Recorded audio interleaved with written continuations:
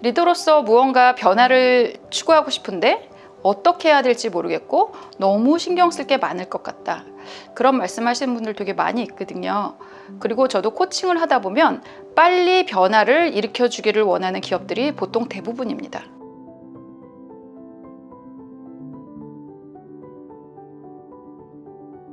외국 같은 경우는 1년에서 3년 정도를 보고 리더들을 양성하는 경향이 있는데요.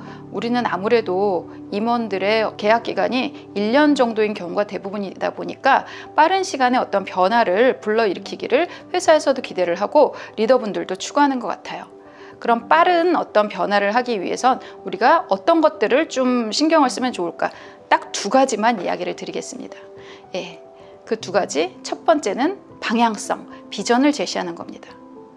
사람들은요, 자기가 뭘 하는지 모르게 되면 제대로 실력 발휘를 할 수가 없게 돼요. 여러분들이 길을 이제 내비게이션 켜고 운전을 하는 경우가 되게 많잖아요. 근데 내가 어디를 간다, 그리고 대충 어떤 길을 간다, 이런 것들을 알고 가는 길은 그렇게 두렵지 않습니다.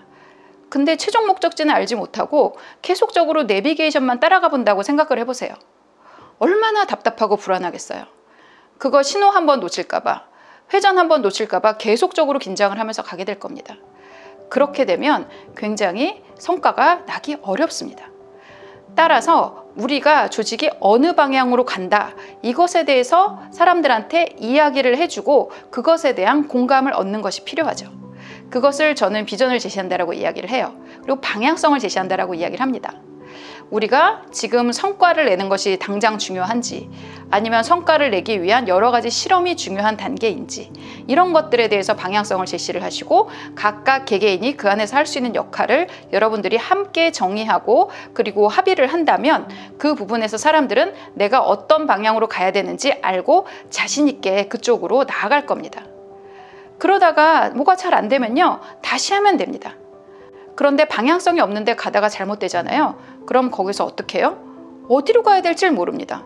그러면 아예 처음부터 새로운 것을 시작하게 되기도 하고, 그렇게 되면 우리가 무언가를 이루는 데 있어서 굉장히 오랜 시간이 걸리고 그리고 과정 자체도 굉장히 지치게 됩니다.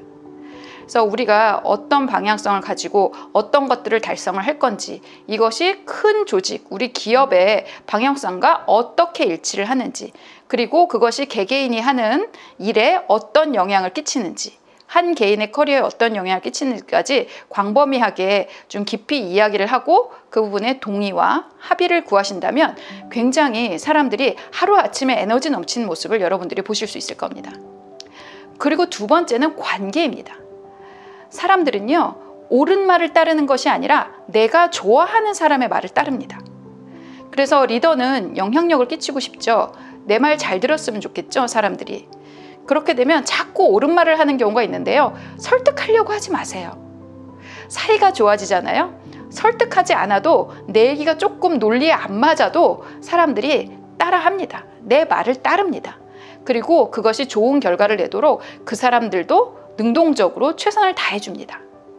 그래서 이 관계가 좋을 때 리더십은 진정으로 발휘되는 경우가 되게 많아요. 그래서 우리가 조직에서도 보면요, 높이까지 올라가시는 그런 리더분들은요, 뭐 성과만 좋다, 일만 잘 만들어낸다, 이런 사람들은 아주 높이까지 못 올라갑니다. 성과를 내는 건 당연한 거고요. 보통 높은 자리에 올라가시는 분들은 사람들하고 관계가 좋습니다. 인심이 좋아요. 사람들을 그 사람을 좋아합니다. 사람들이 그 사람에 대해서 좋게 이야기를 합니다. 그건 인기작전이 아니에요.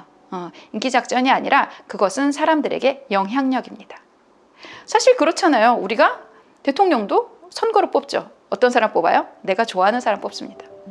그래서 리더가 된다라고 하는 거는 나와 구성원들의 관계, 더 나아가서는 구성원들 간의 관계도 사실은 신경을 써야 되죠.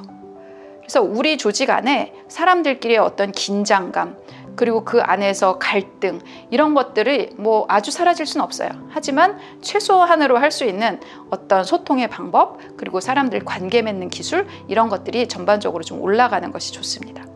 그래서 이 두 가지만 여러분들이 신경을 쓰시잖아요. 그러면 제가 그룹 코칭을 하면서 정말 이 두 가지만 얘기를 해요. 그래서 그것들에 관해서 이제 구체적인 방법들을 코칭을 하고 그렇게 하게 되면 정말 그 조직에 대한 어떤 만족도, 조직 문화에 대한 만족도가 50, 70, 90, 한 달에 20점씩 오르는 일도 이제 생기게 됩니다. 여러 가지 복잡하다. 뭐 여러 가지 이제 학자들이 많은 이야기를 하잖아요. 이 딱 두 가지, 방향성, 비전, 그리고 관계, 요것만 챙겨보시면 어떨까 싶습니다.